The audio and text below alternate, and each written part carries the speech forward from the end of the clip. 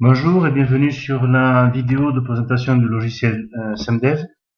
Donc, comme indiqué dans le site, je n'ai pas fait pour ce logiciel de notice ou de manuel expliquant le fonctionnement de ce logiciel.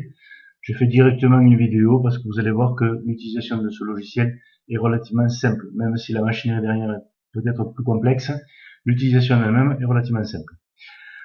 Donc, le logiciel permet le calcul donc de la répartition de contraintes sous semelle rectangulaire, cette semelle étant soumise à une flexion déviée. Alors, ça veut dire quoi? Ça signifie, on a un petit schéma sur la gauche du logiciel où est représentée donc la largeur de la semelle suivant A, suivant la cote A, la longueur de la semelle suivant la cote B, et l'application d'une charge que l'on trouve ici, et on voit bien que cette charge par rapport au centre de la semelle se trouve est disposée à une excentricité suivant EX suivant cette distance et une excentricité EY suivant cette distance. Voilà, grosso modo, ce que c'est qu'une flexion déviée. Alors, on peut avoir la même chose avec, on pourrait avoir un P, une charge ponctuelle au milieu de la semelle et soumise à deux moments, un suivant X, un suivant Y. On aurait exactement la même chose. Ce logiciel, en fait, a été développé par Monsieur Tonnier. Vous trouverez ce logiciel dans la série de livres qu'a fait cet auteur qui s'appelle Conception et calcul des structures de bâtiments. Il se trouve dans le tome 1 et pour la première édition, c'était page 217. Il n'est pas sûr que dans les éditions suivantes, le listing soit présent.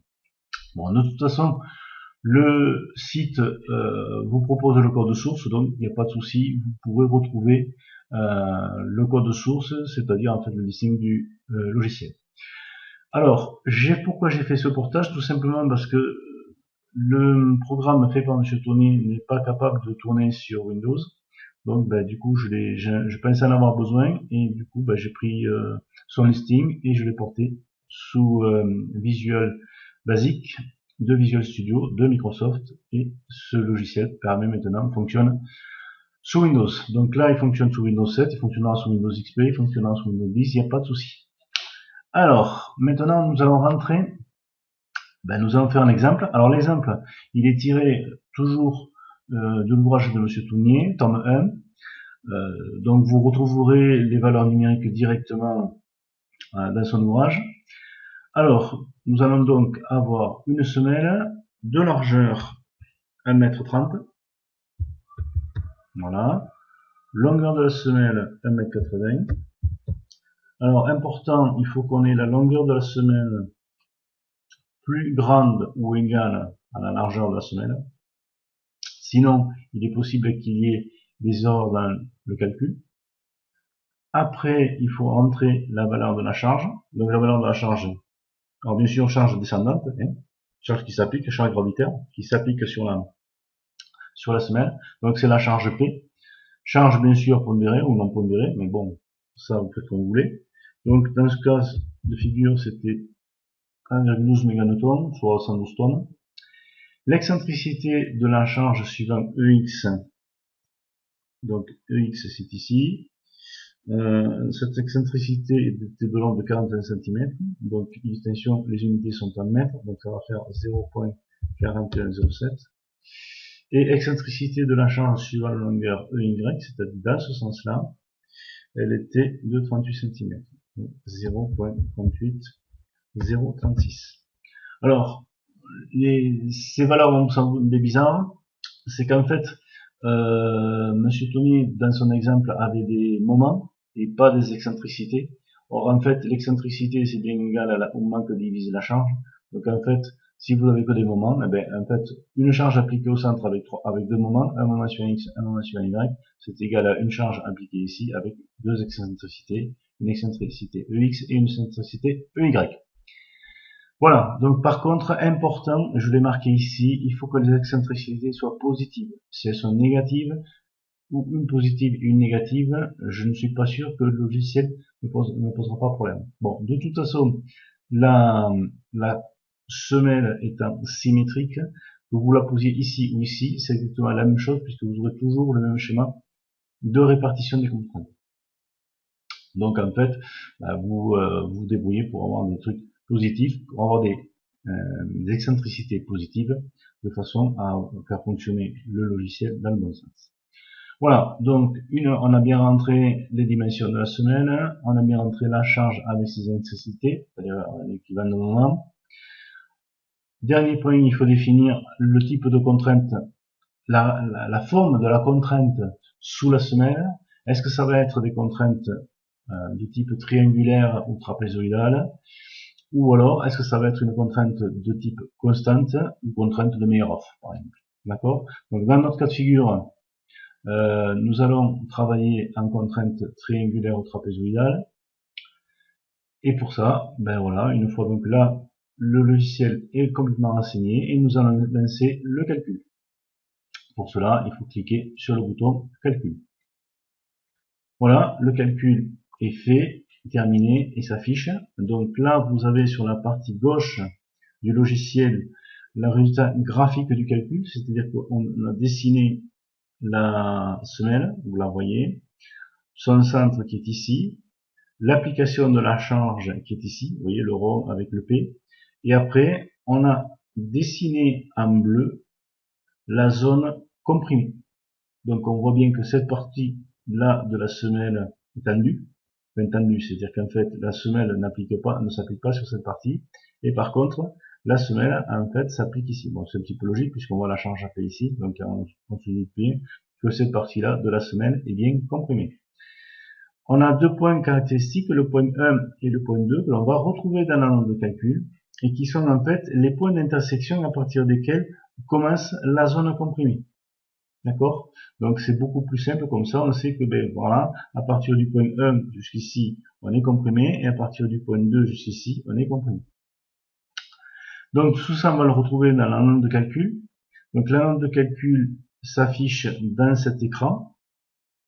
Donc en fait, alors vous avez donc la date et l'heure, rédacteur chantier si vous voulez le marquer, la version du logiciel, donc version SEMDev, version 2.0, puisqu'en fait il existait une version 1.0 qui avait été faite en turbo basique, donc pour les plus anciens vous savez ce que c'est.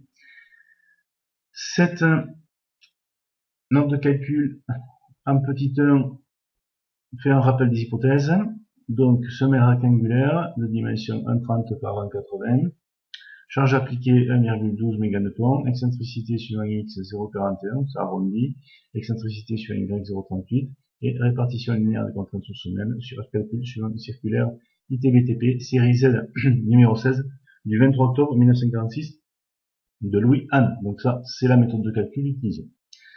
Et enfin, le chapitre 2, c'est le calcul lui-même. Donc on rappelle les excentricités, la forme de la surface comprimée, donc c'est une forme trapézoïdale, ce qui veut dire qu'effectivement je vais être plus comprimé ici que ici.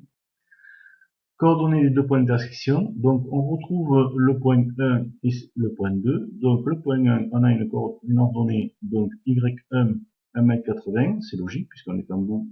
Le 0 est ici, il faut bien, d'accord. Donc ici j'ai 0. On a bien une longueur de la semelle de 1,80 m, donc effectivement je suis bien à 1,80 ici. Et j'ai une largeur de la semelle de 1,30 m, donc je suis bien à 1,30 ici. Donc j'ai bien un point 1 à 1,80 et à 0,345 sur un X, d'accord. Et j'ai un point 2 qui se trouve à 1,16 m dans ce sens-là, et à 0, bien sûr, puisqu'on est pratiquement, on est sur l'arête. Donc le point 2 se trouve à 1,116 m. Voilà. Et donc en fait, j'ai bien cette partie-là qui est comprimée. Donc la contrainte il me donne la contrainte maximum, 3,371 mégapascal, c'est-à-dire contre bar. L'aire de la semelle, alors l'aire de la semelle complète, de 2,34 m, 2,34 m, et l'aire de contact, en fait, 0,98 m², d'accord? Soit, en fait, 41,9% de l'aire de la semelle qui, en fait, est vraiment comprimée. Voilà. Donc, ça, c'est la partie calcul. Si vous avez besoin d'éditer, donc, vous cliquez sur le bouton éditer, ici, et là, vous avez la note de calcul dans le traitement de texte interne au logiciel. Et là, vous avez la possibilité, donc vous avez la même chose, vous pouvez écrire, alors par exemple, rédacteur, je vais mettre, par exemple, le fax, et donc vous avez la possibilité d'écrire, et vous avez la possibilité de sauvegarder, d'enregistrer. Fichier, on va enregistrer sous, voilà. Alors, vous avez un texté ou un RTF, voilà. Là, vous allez mettre, par exemple, le fax, enregistrer, et vous pouvez l'enregistrer où vous voulez, d'accord? Et là, l'avantage, c'est que du coup, cette note de calcul, vous pourrez le réutiliser avec Word. Voilà. Voilà comment s'utilise le logiciel Sended. Donc, vous voyez, c'est relativement simple. Voilà. Je vous remercie pour votre attention. Merci et à bientôt.